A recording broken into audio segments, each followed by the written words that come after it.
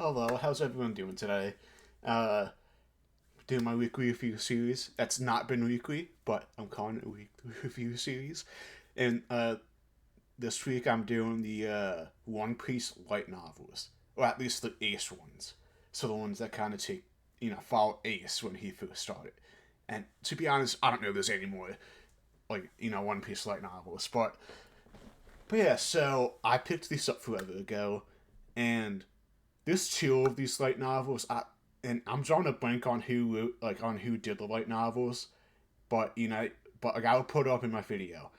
But before I actually start this review, please like and subscribe. I really need it, and please sue your friends if you want to sue your friends or comment, whatever. Give me more. But uh, but yeah. So that the One Piece light novels Ace's stories, it follows how he got his power, like how he found the devil fruit, and like how he formed the Spade Pirates, and then how he met Whitebeard and joined his crew.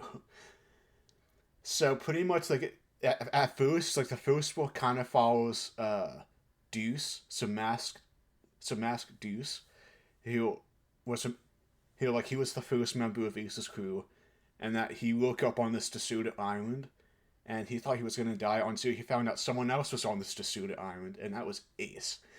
So Ace washed up on this island. It was like Axis, Saxis, like something. What's actually was actually brought up in the One Piece show too, but that island never shows up in the One Piece manga or anime, but it shows up in this book, and then the One Piece live action.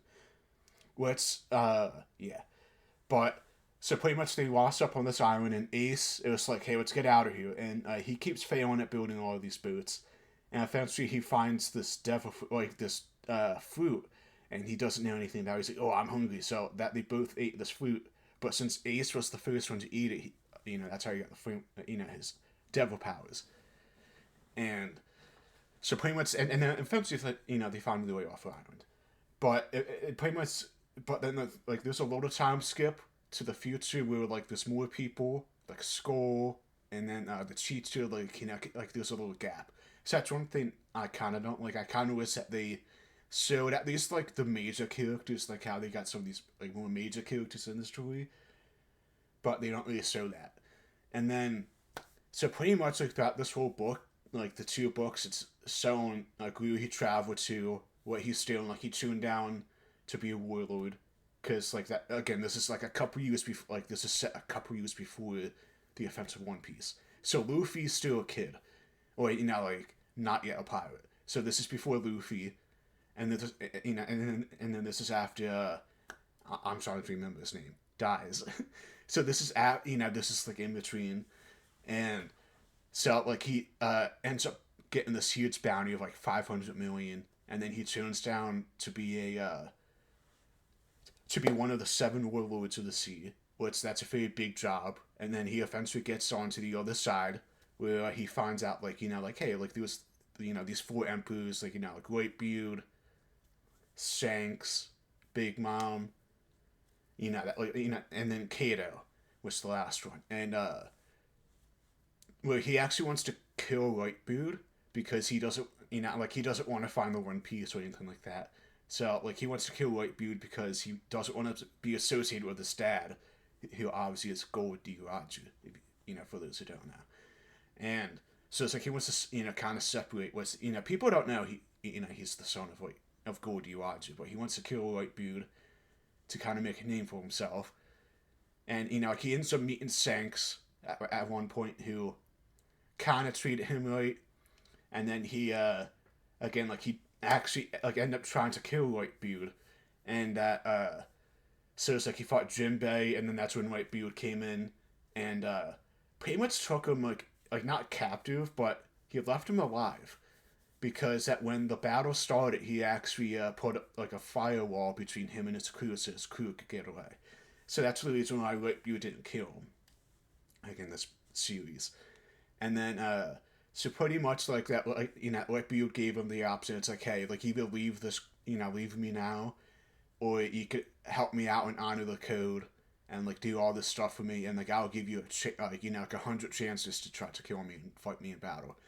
And then like at the end, obviously, like Ace tried to fight White Beard 100 times, and he failed every single time. And then at the very end, obviously, like I think we all know what happens. He becomes part of White Beard's crew, and then like I don't want to spoil what happens after that, because like that's pretty much how it ends. It's like he joins his crew, and he gives this whole emotional speech to like Masdeus, Skull, like seeing these other people. It's like thank you, but like let's just join his crew. And there's parts where I was like, I didn't really like it in the beginning. Like it picked up towards the end of the second book. Like the second book, I feel like it kind of picked up just because the first one, like half the first book was pretty much them trying to get off this island, and personally, it was a little boring to be honest. But it kind of picked up a little bit in the second one, and like you could definitely tell Ace was a very reckless person. He was, and like you could kind of see a little bit of like an evolution with Ace. But throughout most of the book, and like even in the anime a little bit, he was very reckless and crazy until maybe towards the end where he kind of like started to grow up a little bit. But it was I'll give this a solid like 6.5 to 7, because it wasn't bad, but like it could have been a lot better. I feel like, especially for a character like Ace, or I think so many people like Ace, and like I think they could have done a better job. But like it's a solid read, especially if you like One Piece and like you like Ace as a character. It's a very good seat. Like like it's just one of those things. It's like you don't have to read it, but again, like if you like One Piece enough, like I would recommend it. But if you don't really like One Piece, or like not super into, or actually even like that far into it, because it's like there's some spoilers and stuff with it.